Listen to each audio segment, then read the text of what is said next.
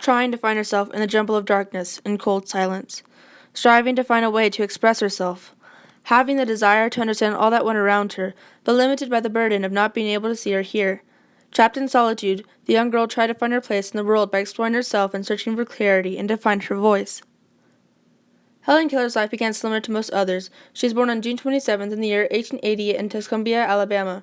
For the first 18 months of her life, she lived, roaming a world suffused with color, a world she would see for only a short period of time. That world would soon become a memory, and a new perspective of life and all things would replace that distant world of color. At 19 months old, a sickness swept over her, and it gave her a very serious fever. Not knowing what she had, the doctors called it a brain fever. Doctors now think that she had either scarlet fever or meningitis.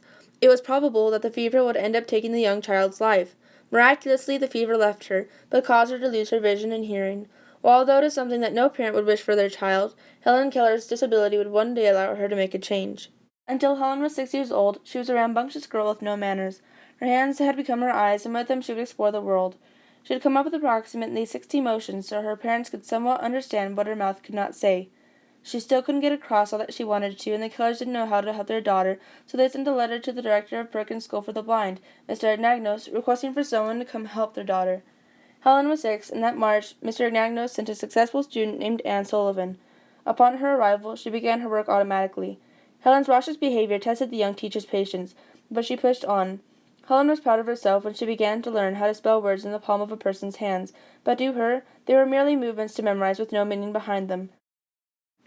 The famous moment in history when Helen was taken to the fountain and water was pumped over one hand as Sullivan spelled the word water, and the other was the epiphany moment for her, and the once meaningless movements became suffused with purpose. After years of experience, Helen mastered talking with her hands, and she soon learned how to read an alphabet for the blind called Braille. Books created worlds that she could not see. After learning to read, Helen still yearned to reach new limits. She wanted to use her voice. Mr. Anagnos had invited Helen, Kate Adams, who was her mother, and Sullivan to spend summers out at the university. At Perkins, she learned how to speak with her voice by putting her hands on the lips and tongue of a person speaking. She would mimic the sounds and vibrations that were created. Her speech was not clear, so that with her goal-oriented personality, she pushed forth. She also learned how to read people's mouths by placing her fingers over their mouth and throat. At 14, she went to the Wright Hugh Mason School for the Blind to better her speech and math reading. Helen continued to set new goals beyond the normal person's capabilities, and she was accepted into Radcliffe College. She was very successful there and became the first deafblind person to receive a Bachelor of Arts degree. As Helen aged and matured, she began to explore the world around her and became interested in world events. The events began to arouse in Helen's heart, and her influential voice began to form.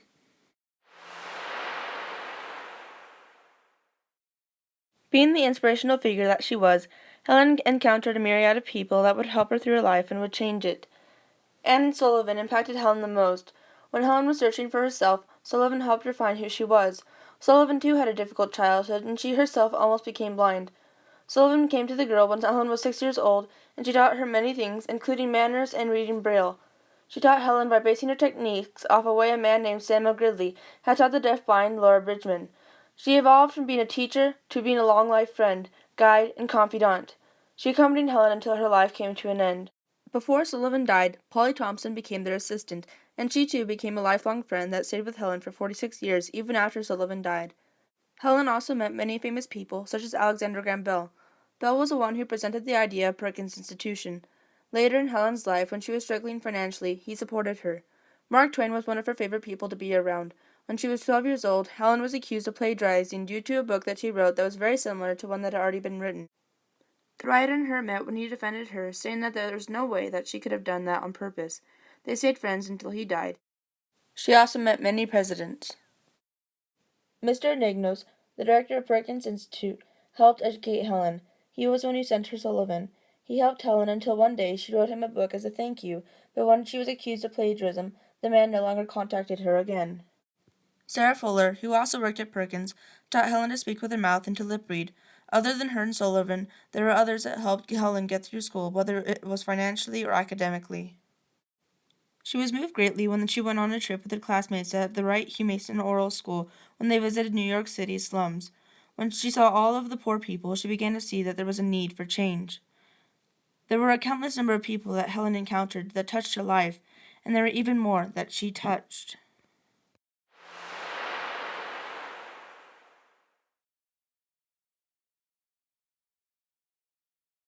all of the information and techniques she had learned, all of the people that had crossed her path, and all the trials of the soul and moral lessons that she had received, Helen exchanged with the world.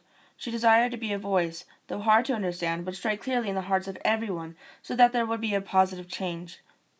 Helen's opinions didn't go unexpressed. Helen was a pacifist, meaning that she was against war of any kind.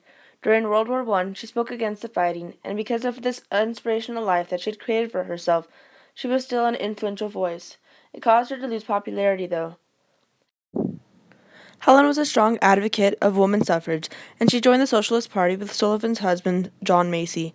She delivered many speeches and participated in events such as the Votes for Women parade. She would write entries in magazines such as The Ordinary Woman, The Educated Woman, which she wrote for the Metropolitan magazine. She also spoke out against the overworking of people and spoke to prevent blindness. In 1924, Helen Keller joined an organization called the American Association for the Blind. She stayed in the AFB for 44 years, and she tried to impact people to help to prevent the blindness of children. Helen and her lifelong companion, Sullivan, visited 123 cities, speaking to over 250,000 people, and raised over $1 million. They traveled all around the country, giving speeches to raise money. After Sullivan died in 1936, Helen grieved for a while, but she and Polly Thompson continued their work. Instead of working in the country, Helen began to travel internationally, creating the American Association for the Overseas Blind, a branch to the American Association for the Blind. When World War II began, Helen continued to be a pacifist, but she too was infuriated by the bombing of Pearl Harbor. She began to visit hospitals where the injured soldiers were. She befriended the soldiers and gave counsel and advice to those who lost their sight or hearing. She called this the crowning experience of my life. Between 1946 and 1957, Helen and Thompson went to schools and hospitals in 35 countries on 5 different continents, trying to create awareness and help for those who were handicapped. Helen later experienced a minor stroke, and it ended her public life. Helen experienced a few more strokes, and she died in 1968 at 87 years old peacefully in her sleep. She died winner of many foreign awards and received the Presidential Medal of Freedom, honorary degrees from Harvard and other universities in India, Germany, South Africa, and Scotland, and she was voted Humanitarian of the Year by the Lions Club International. We were blind and deaf, and we are still blind and deaf. We are blind politically. We are deaf to hear the need for change, and we are blinded by selfishness, and we dismiss the fact that there are others who need help. Blindness and deafness were 2 obstacles that didn't keep Helen Keller from seeing things clearly and hearing the plea for change. Helen Keller was that change. Her radiant legacy continues to this day and shines for us as a guide to live lives where we can be happy in all conditions and circumstances, where we can strive to be the best we can be, not to be blinded to do what we should do, and not to let opportunities pass unheard.